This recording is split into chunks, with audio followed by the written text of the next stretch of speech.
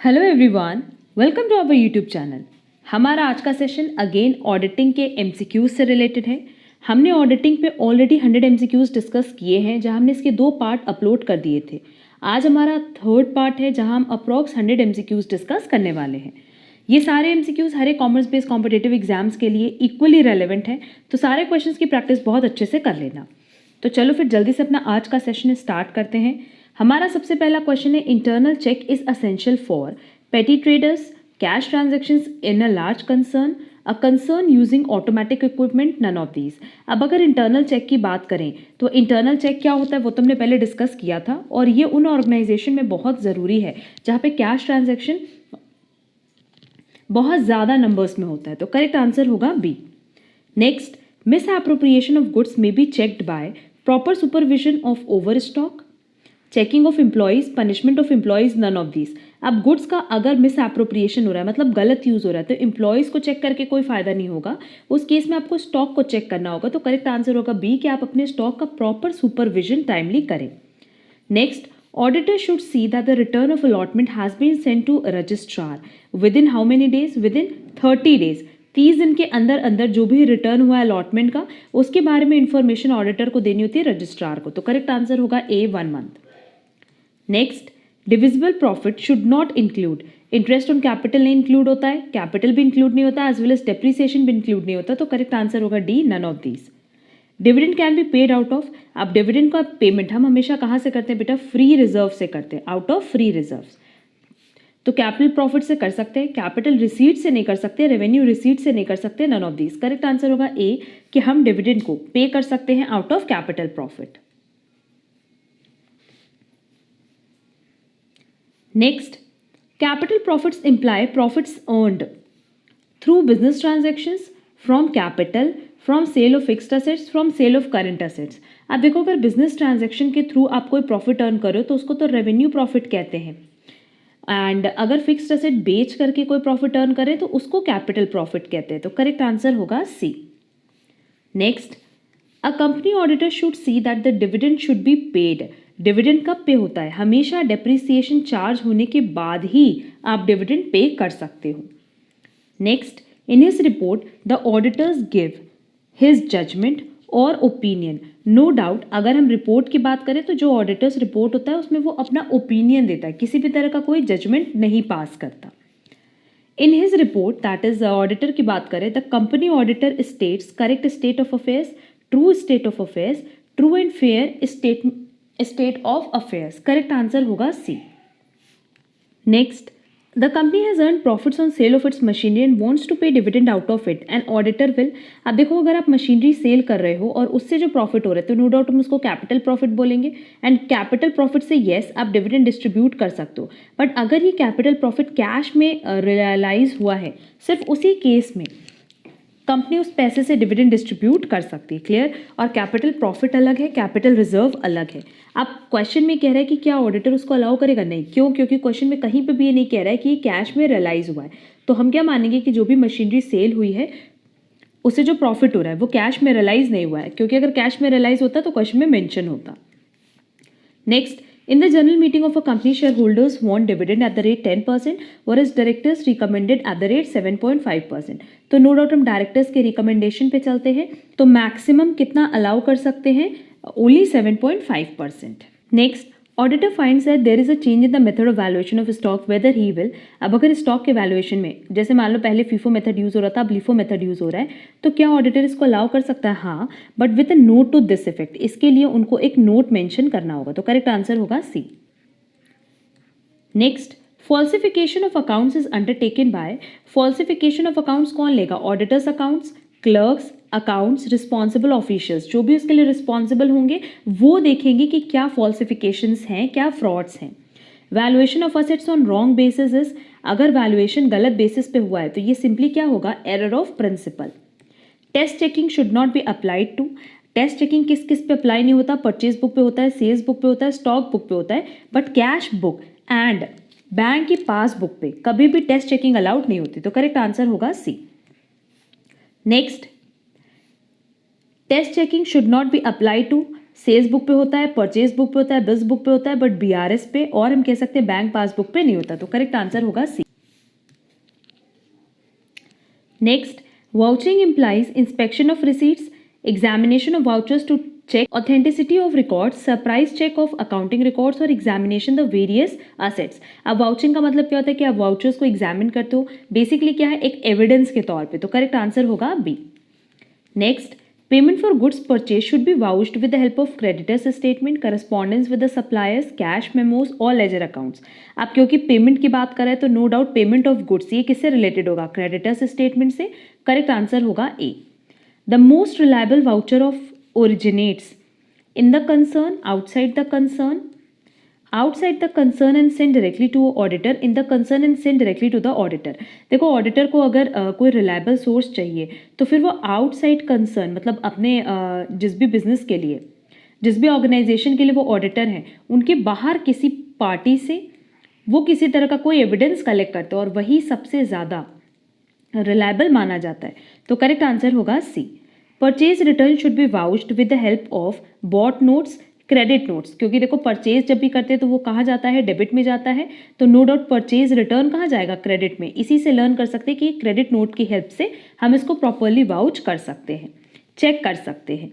Verification refers to, अब verification हमेशा याद रखना किससे रिलेटेड होता है, रिलेटेड टू असेट्स, कि असेट की क्या प्रॉपर वैल्यूएशन हुई है कि नहीं, उनके फिजिकल एग्जिस्टेंस को चेक करते हैं। तो करेक्ट आंसर होगा C, examination of the physical existence and valuation of assets. Stock should be valued at, no doubt इसका वैल्यूएशन होता है कॉस्ट प्राइस और market price whichever is lower, जो कि ऑप्शन सी में दिया है। Next, valuation means calculating value of assets, checking the value of assets, checking the physical existence of assets और examining the authenticity of assets. अब valuation का मतलब सबसे पहले ये होता है कि हम कैलकुलेट करते हैं असेट की वैल्यू और फिर उसका फिजिकल एग्जिस्टेंस देखते हैं। Next, the auditor resorted to test checking and with the result he could not disclose certain frauds, whether he can be held liable for it, not liable for it, liable criminally for it, none of these। अब auditor का काम कतई ये नहीं है, अब auditor का काम ये नहीं है कि वो फ्रॉड फाइंड आउट करे, है ना। उनका काम ये होता है कि वो ये देख लें कि आपकी बुक्स प्रॉपरली बनी है। तो करेक्ट आंसर होगा B, not liable for it, कि आप इस केस में उनकी लाइबिलिटी क्रिएट नहीं कर सकते कि फ्रॉड नहीं मिला, उनका काम फ्रॉड ढूंढना है भी नहीं। Next, during the course of an audit, an auditor finds that no vouchers are available for certain payments। अब अगर कुछ पेमेंट्स के लिए वाउचर्स ना भी हों, वाउचर्स मतलब क्या, जो एविडेंस होते हैं, तो ना उस केस में आप सर्टिफिकेट के थ्रू भी काम चला सकते हो। क्लियर। तो seek proper explanation for it, demand vouchers for it, ignore it, accept certificate for it. अगर उसके लिए सर्टिफिकेट मिल रहा है तो फिर आप सर्टिफिकेट भी एक्सेप्ट कर सकते हो। Next, during a company audit, the management argues with the auditor that machinery had been very well maintained and is as good as new. Hence, there is no need for charging depreciation on it। अब देखो, आप depreciation तो आपको charge करना ही पड़ेगा, फिर भले ही वो कितने भी अच्छी कंडीशन में क्यों ना हो। क्यों? क्योंकि depreciation का मतलब होता है ऑब्सोलेंस, मतलब जो नॉर्मल वियर एंड टीयर की वजह से आपके असेट की वैल्यू डिप्रिशिएट हो रही है। क्लियर। तो क्या ऑडिटर इस पूरे प्रोसेस को एक्सेप्ट करेगा? नो। करेक्ट आंसर होगा C, rejected. Next, auditor is liable for not verifying petty cash, not determining stock, not checking accounts properly. Correct answer होगा डी, ऑल ऑफ दीज, की सबके लिए वो लाइबल होंगे। An auditor can be held liable under CA Act 1949 for negligence, criminal offence, professional misconduct के लिए liable हो सकते हैं। Next, if a company auditor has misapplied money of a money company, he may be held liable for, अगर मिसअप्लाइड किया है किसका, पैसे का, तब फिर ये क्रिमिनल लाइबिलिटी है। Next, if an auditor is found guilty of falsification of companies book, तो इस केस में ये क्या है, criminal liability, falsification of companies book, और ऑडिटर उसमें गिल्टी फाउंड हो रहा है, मतलब ऑडिटर को कहीं ना कहीं ये पता था कि ये बुक्स प्रॉपरली नहीं बनी है, इसमें कुछ ना कुछ फॉल्स है, कुछ ना कुछ एरर है, फिर भी आपने उसको इग्नोर किया, तो ये किस तरह की लाइबिलिटी है, criminal liability. Next, for miss statement in a company prospectus the auditor incurs. अब देखो क्वेश्चन में डिटेल कुछ मेंशन नहीं किया है, बस कह रहा है कि अगर कंपनी के प्रोस्पेक्टस में कोई मिस स्टेटमेंट हुआ तो कुछ सिचुएशन में क्रिमिनल लाइबिलिटी भी अराइज होती है और कुछ सिचुएशन में सिविल लाइबिलिटी भी अराइज होती है। क्लियर। तो करेक्ट आंसर ए भी होगा, बी भी होगा। Next, management audit means management audit का मतलब होता है systematic appraisal of management's objectives and procedures, audit of management accounting, audit of on behalf of management, criticism of policies. Correct answer होगा A, systematic appraisal of management's objectives and procedure. Next, the company shall inform to the auditor appointed stating that he has been appointed of the company. मतलब company कितने दिन के अंदर अंदर auditor को appoint कर देती कि हमने आपको एज अ ऑडिटर अपॉइंट किया विद इन 7 days। तो करेक्ट आंसर होगा सी। The auditor shall inform the registrar of companies in writing about his acceptance of appointment within 30 days or 1 month. Next, a voucher is a document. No doubt voucher कैसा document है? In support of an entry made in the books of accounts, a receipt received from the person delivered goods to the company, invoice received from suppliers, all of these. Basically evidence की बात होती है जब हम बात करते हैं voucher की। अ vacancy cause by resignation of the auditor, अगर ऑडिटर ने रिज़ाइन कर दिया और उसकी वजह से कोई वैकेंसी अराइज हो रही है तो जर्नली कौन उनको फिल करता है? जनरल मीटिंग में shareholders. Audit of the modern corporation is conducted in order to control over losses, increase in profits, meet the statutory requirement of law. Correct answer होगा C. A chartered accountant send circular letter to soliciting work, can he be held liable for misfeasance, for negligence, criminally, for professional misconduct? Correct answer होगा D, for professional misconduct. Next, main object of audit of accounts of a partnership firm is to meet the statutory requirements, increase the profit, increase the goodwill, detect errors and frauds. अब किसी भी firm की या company की जो auditing होती है वो बेसिकली इसलिए होती है सो दैट अगर कोई एरर या फ्रॉड है तो वो पता चल जाए। क्लियर? करेक्ट आंसर होगा D.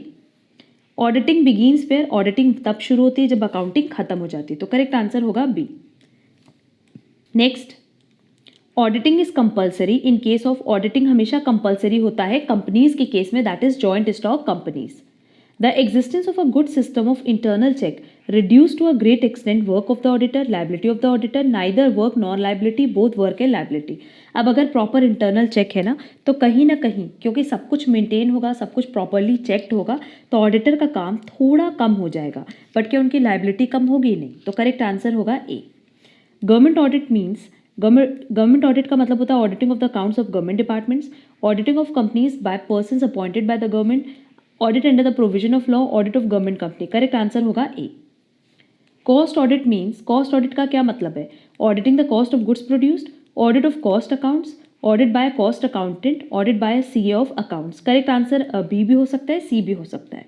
Next, interim audit is conducted between two, interim audit हमेशा दो फाइनल ऑडिट्स के बीच में होता है। It is the right of the company auditor to have access to the books of accounts of the company, the books of accounts and vouchers of the company, all the statutory, statistical, costing and accounts, books and vouchers of the company.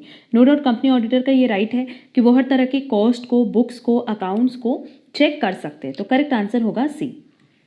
Next, whether the provision of the companies act are violated, the auditor must report the same to the, अगर violate हुआ where, जहाँ पे भी provision of companies act violate होगा उस case में auditor को उसकी रिपोर्टिंग करनी होगी to board of directors. Next, except in special cases, a retiring auditor is automatically reappointed. Next, the company shall intimate to the auditor appointed stating that he has been appointed as an auditor of the company within how many days? Within 7 days. अभी ये ऊपर discuss भी किया था। Audit program implies planning of audit work by the managing director, accounting staff, audit staff. क्यों? क्योंकि हम बात करें ऑडिट प्रोग्राम की तो ये ऑडिटर नहीं करता, ये ऑडिट स्टाफ करता है। तो करेक्ट आंसर होगा C. Next, audit notebook contains various dates for reference, details of work done, notes regarding item requiring clarification etcetera. Correct answer होगा डी कि ये सब ऑडिट नोटबुक में इंक्लूड होता है। Difference between time booking and time keeping is called, इस time को हम कहते हैं ideal time. Next, balance sheet audit is an audit in which, अब बैलेंस शीट ऑडिट क्या है? Balance sheets of a number of years are audited, audit is done at the end of the financial year. क्योंकि अगर हम लोग balance sheet की बात करें तो एज एट हम लोग क्या करते हैं? फाइनेंशियल ईयर के एंड पे ही बनाते हैं। तो करेक्ट आंसर होगा बी।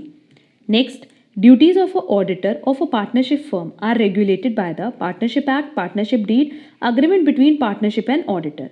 अंडर और over valuation of assets and liabilities, ये किसकी वजह से होता है? क्लैरिकल एरर्स की वजह से, एरर ऑफ प्रिंसिपल्स की वजह से। फ्रॉडुलेंट मैनिपुलेशन ऑफ अकाउंट्स, अगर आपने गलत तरीके से अकाउंट्स के साथ किया है, मैनिपुलेट किया है, चेंजेस किया है तो नो डाउट आपका स्टॉक बढ़ के या घट के दिख रहा होगा। Next, Civil liability of a company auditor is for willful making a false statement, negligence, misstatement in prospectus, all of these. Correct answer होगा बी कि नेग्लिजेंस के केस में तो सिर्फ सिविल लाइबिलिटी ही अराइज होती है. Next, the difference between internal audit and statutory audit is that. अब अगर इंटरनल ऑडिट की बात करें तो ये ऑप्शनल है, हमने बताया भी कि कुछ केसेस में मैंडेटरी है, बट स्टैट्यूटरी ऑडिट हर एक केस में मैंडेटरी है. तो करेक्ट आंसर होगा C, appointment of internal auditor is optional while the appointment of statutory auditor is obligatory. Next, auditors are appointed by, generally क्या होता है, उनको अपॉइंट करते हैं shareholders in the annual general meeting. हम लोग जब भी अगर क्वेश्चन साइलेंट है तो बात करते हैं जर्नल सेंस में. In case of a partnership the auditor is appointed. अब पार्टनरशिप के केस में नो डाउट पार्टनर्स ही अपॉइंट करते हैं. Audit done between two final audit, दो फाइनल ऑडिट के बीच में कौन सी ऑडिट होती है, इंटरिम ऑडिट. अभी सेम पैटर्न पे हमने ऊपर भी क्वेश्चन बताया था. Which of the following persons are eligible for appointment as auditor of a company. A person who is a chartered accountant but of unsound mind, a person who is a chartered accountant but he is a secretary of the company, no. Correct answer होगा A कि जो chartered accountant है उन्हीं को हम as an auditor appoint कर सकते हैं. The duties of auditor of a partnership firm is regulated by the, again partnership firm की बात करें तो ये पार्टनर्स एंड ऑडिटर के बीच की बात है, agreement between the partners and the auditor. Next, balance sheet audit is useful when concern is a big one, concern is a small one, internal check is weak. अगर internal check weak है तो उस case में balance sheet audit बहुत help करती है. The essence of audit is, essence क्या है, वाउचिंग, क्योंकि वही एविडेंस है. Audit at the end of the year is called, साल के अंत में जो ऑडिट होती है उसको हम लोग क्या कहते हैं, उसको हम लोग कहते हैं periodical audit. Next, remuneration of an auditor is fixed by. Remuneration कौन फिक्स करता है, article of association, memorandum of association, managing director. नहीं, जो अपॉइंट करेगा वही उनके रेम्यूनरेशन को फिक्स करेगा. An employee can not be an auditor of the company because he may give bias and subjective views. He can not audit his own accounts, it is prohibited by company law. Company law में prohibit किया गया कि employee को आप as an auditor appoint नहीं. Next, the auditor should inform the registrar of companies about the acceptance of appointment within how many days, 30 days. Audit of sole tradership is, sole tradership की audit हमेशा क्या होती है, optional. Which of the following is a most detailed audit? जो detailed audit है वो है continuous audit. Next, an auditor of a company gives critical review of accounts, his expert opinion about the accounts, collaborative evidence, actual position. Correct answer होगा B कि अपनी expert opinion वो बताते हैं अकाउंट्स पे. Next, secondary objects of accounting are detection of, secondary object है errors and frauds को find out करना, एंड प्राइमरी ऑब्जेक्ट है reliability and accuracy. Primary object of auditing are detection of reliability and accuracy, that is correct answer होगा A. Next, when items are classified into capital and revenue the errors obtained are, तो capital और revenue उससे related जो error होगा वो होगा error of principle. Auditor of a company is appointed by, in general उनको कौन अपॉइंट करता है, shareholders. Next, company audit is, company audit किस तरह की ऑडिट होती है, test audit, no, cooperative audit, administrative audit. Correct answer होगा statutory audit. The essence of auditing is, अभी ऊपर बताया था कि जो वाउचर्स होते हैं और वाउचिंग होते हैं वो एसेंस होता है ऑडिटिंग का. Interim audit is carried for, interim audit क्यों करते हैं, इंटरिम डिविडेंड के लिए, डेट के लिए, ओवर ड्यू डेट के लिए और एक्सपेंसेस के लिए, नो डाउट इंटरिम डिविडेंड के लिए. Next, errors which affect the agreement of trial balance is errors of commission, partial omission, undercasting, all of these. ये सब ही तो कहीं ना कहीं ट्रायल बैलेंस मैच नहीं करने देगा, एरर ऑफ कमीशन हो, पार्शियल ओमिशन हो या अंडरकास्टिंग हो. तो करेक्ट आंसर होगा D, all of these. Next, main object of audit is to report which item of financial statement, arithmetical accuracy, reliability accuracy, asset profit. Correct answer होगा B कि जो main object है वो क्या है, रिलायबिलिटी एंड एक्यूरेसी को find out करना. Next, the art and science of recording business transaction in a set of book is bookkeeping. Examination of the evidences and the support of the entries in the book of account is auditing. is basically process को हम क्या कहते हैं, auditing. Purchase of building debited to purchase account. अब क्योंकि आपने एक capital item को कहाँ डाला है, रेवेन्यू आइटम में, तो ये किस तरह का एरर है, एरर ऑफ प्रिंसिपल. और सारे एरर्स पे हमने डिटेल डिस्कशन किया हुआ है. When a transaction is not recorded in any books, तो इसको हम क्या कहते हैं, एरर ऑफ ओमिशन, कि आप भूल गए उसकी एंट्री पास करना.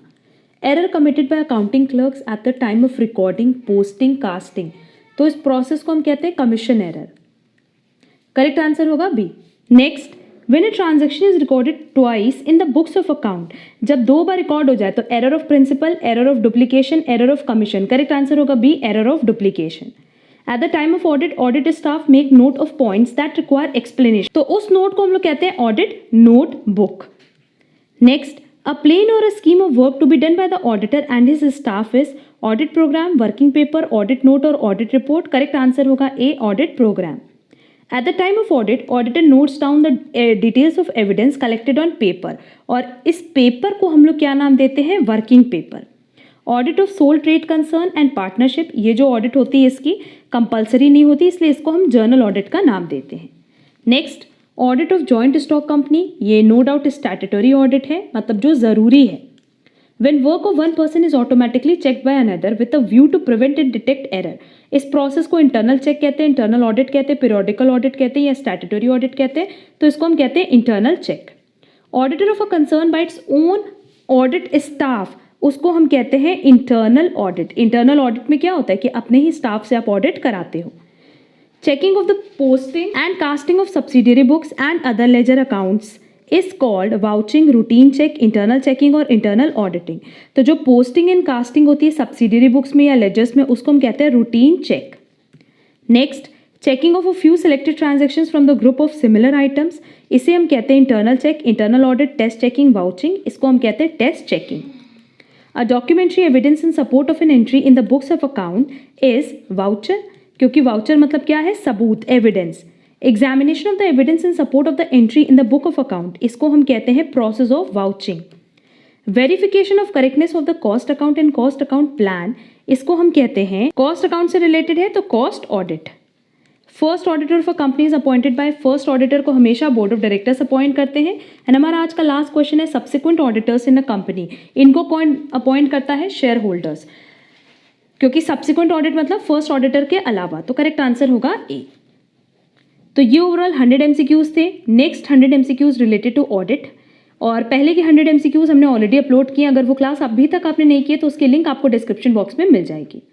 अगर आज की किसी भी क्वेश्चन में कोई डाउट हो तो आप कमेंट बॉक्स में कमेंट करके पूछ सकते हैं। एंड अगर आपको आज की क्लास पसंद आए तो वीडियो को लाइक, कमेंट, शेयर जरूर करना। अब हम लोग मिलेंगे हमारे नेक्स्ट सेशन में। आज के लिए बस इतना। Thank you so much.